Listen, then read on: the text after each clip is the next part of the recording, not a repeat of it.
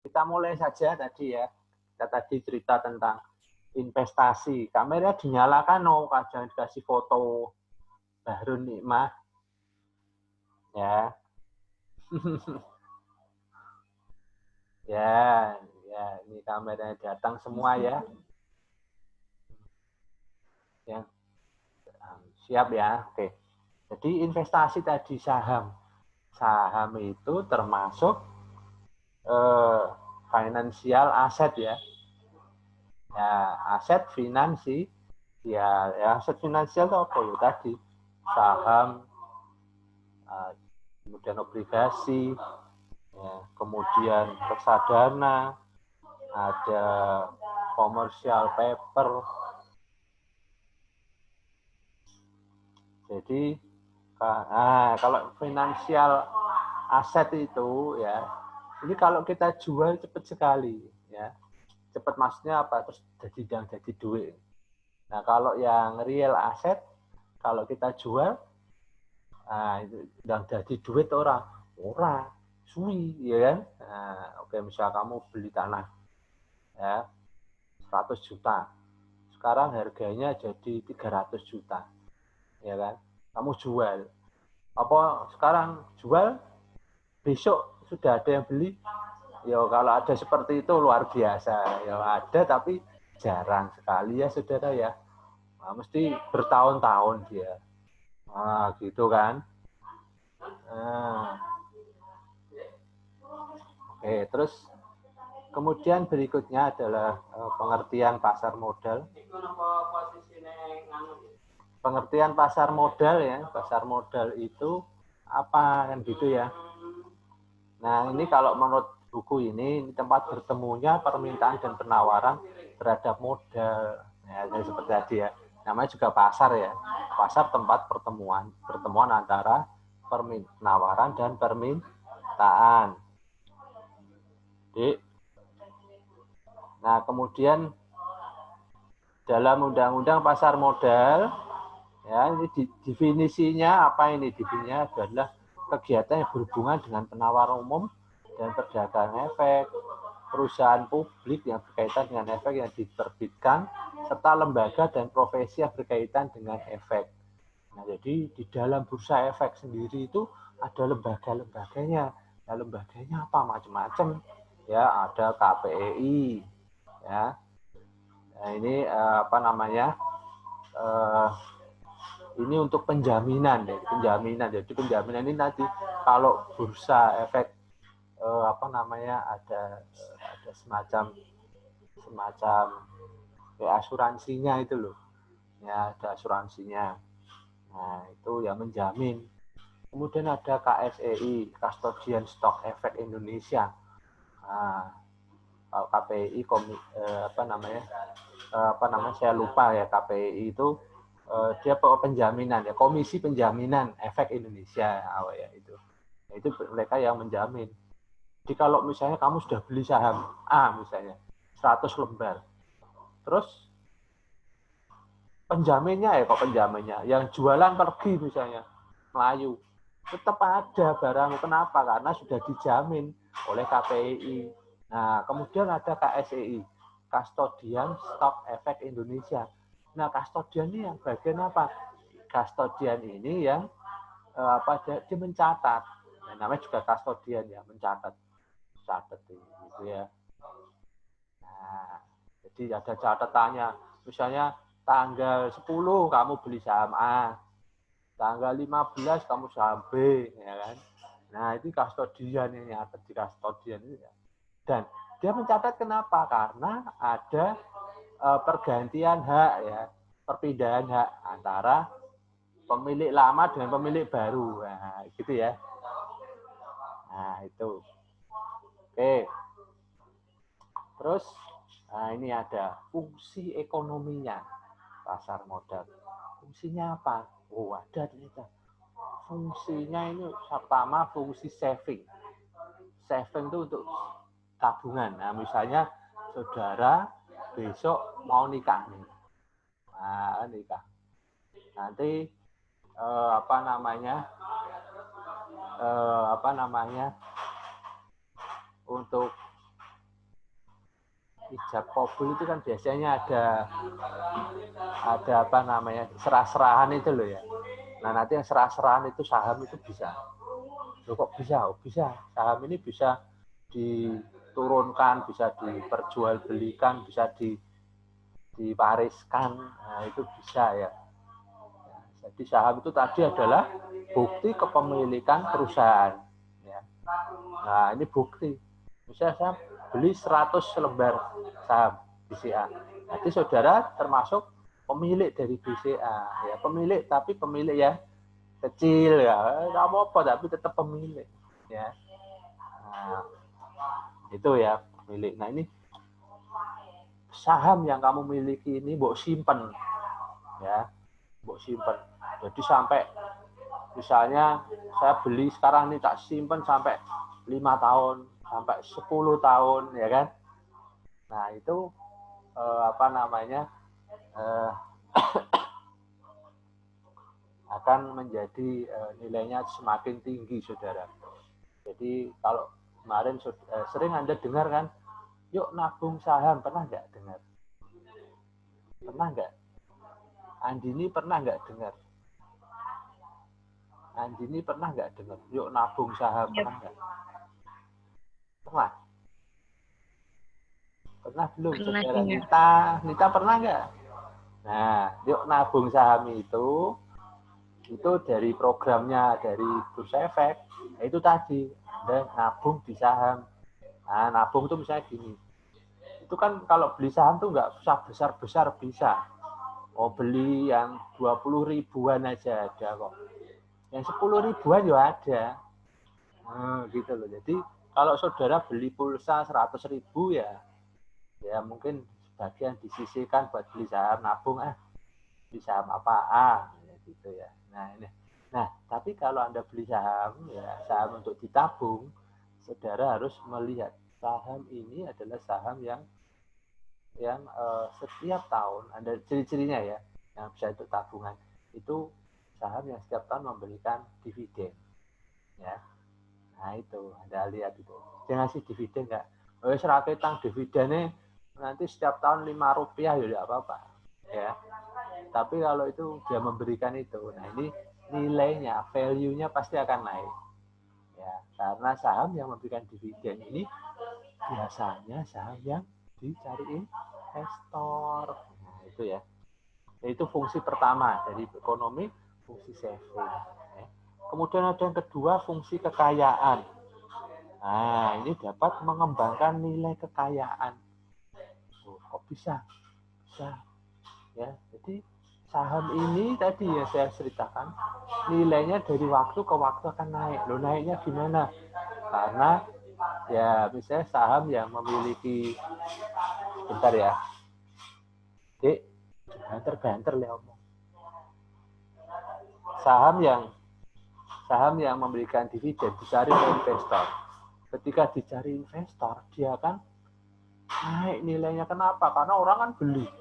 Kalau banyak yang beli, harganya naik apa turun kira-kira? Nita. Naik apa turun kalau banyak yang beli, Nita? Nita Koirun Nisa. Ngemandu-gladuk. Apa Pak? Ya kalau banyak yang beli, kira-kira naik apa turun harga sahamnya?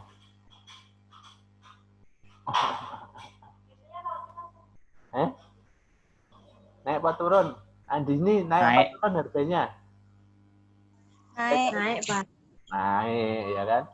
Kalau kamu contoh aja gini, saham tuh gini aja, kalau gampangnya gini, kamu bayangkan beras. Tahu beras toh? Nah, Sri, tahu beras kan Sri? Sri Dwi Utami? Oh, tahu. Nah, beras itu misalnya gini. Sekarang harga beras lagi mahal. Kira-kira kamu beli enggak, Sri? Beli Pak, kan itu bahan pokok. Wah iya beli itu bahan makanan ya. Nah, tetapi anggap aja gini Sri. Kalau pas harga mahal ini kita belinya besar nih partai nih ya. Misalnya saya beli 10.000 ton. Misalnya. Lagi harga mahal kira-kira aku beli enggak? Enggak, aku enggak beli. Saya mau jual lagi. Nah, pas aku kulaan-kularang ya, aku jual kularang mah rugi aku. Jadi kira-kira nek regane pas regane murah, saya beli banyak enggak? Saya beli ya kan. Nah, siapa nanti kulaan harganya kan saya pasti dapat batik. Nah, saham itu sama seperti itu. Kalau pas harga mahal ya kamu jangan beli. Kamu tunggu ya. Nah, kalau pas lagi murah, beli. Gitu. Itu ya, mudeng ya. Gampang toh? Saham? Gampang. Ya, jadi nggak ada sulit. Nah, itu fungsi kekayaan. Ketika semakin banyak yang saya beli, kira-kira investornya untung enggak? Untung. Terus perusahaannya untung enggak? Ya untung, dia dapat modal dari saham kan. Kalau di akuntansi, modal saham ini adalah termasuk modal sendiri. Ya kan? Nah, oke. Terus fungsi likuiditas. Ada likuiditas itu kamu mencairkannya mudah. Kamu punya 100.000 lot saham misalnya. Saya butuh saat ini juga mau saya cairkan. Bisa. Loh kok bisa? Bisa. Tinggal dijual aja di aplikasinya langsung bablas semua. Jadi duit. Ya, itu namanya likuiditas. Ya, likuiditas tuh mudah untuk mencairkan, mudah menjadi uang. Nah, itu. Kemudian fungsi pinjaman. Yang pinjam siapa? Ya. Ya, bisa saja modal itu pasar modal itu menjual apa? Obligasi, pinjaman. Nah, tapi kalau di Islam ya itu obligasi itu ada obligasi yang syariah. Nah, obligasi syariah sistemnya bagi hasil. Ya, jadi hampir sama seperti saham ya. Jadi kalau saham itu iki aku duit. Terus yang satu, misalnya Pak Di punya uang. Terus kamu misalnya, oh saya pinter bisnis Pak, saya punya usaha ini. Ya wis kowe tak modali. Engko nek untung dibagi. Nah, seperti itu kan syariah banget ya. Nah, itu syariah seperti itu. Nah, obligasi juga gitu. Tapi sistemnya utang, lah utang nanti bagi hasil. Nah, engko dibalik no pokoknya. Seperti itu. Ya. Nah, ini ada imbal balik penyaluran dana. Jadi ada pemilik dana, ada pengguna dana. Pemilik dana itu siapa? Investor, ya. Nah, pengguna dana siapa? Perusahaan yang menjual sahamnya ke bursa efek. Nah ini. Nah, ini tadi ya antara pemilik dana dengan perusahaan yang membutuhkan dana. Nah, ini ada suatu mekanisme di mana mekanisme ini nanti dana dari pemilik itu bisa menjadi suatu keuntungan. Ketika apa? Ketika harga sahamnya naik, ya kan? Nah, itu. Jadi gitu ya. Jadi kemudian ini ada manfaat pasar modal. Kira-kira apa manfaatnya ya? Untuk mengalokasikan dana secara efisien. Yang kedua, sebagai alternatif investasi. Di investasi orang yang lemah tok. Lemah omah ya. Sudah tahu kan? Ada emas itu ya, emas batangan. Ya. Tapi ini ada saham sekarang. Ada obligasi, ada reksadana, ada option, ada call, ada put, ada turunan, ada forward, macam-macam ya. Nah, terus pasar modal sebagai alternatif investasi, oke, memungkinkan investor memilih perusahaan yang siap bergerak.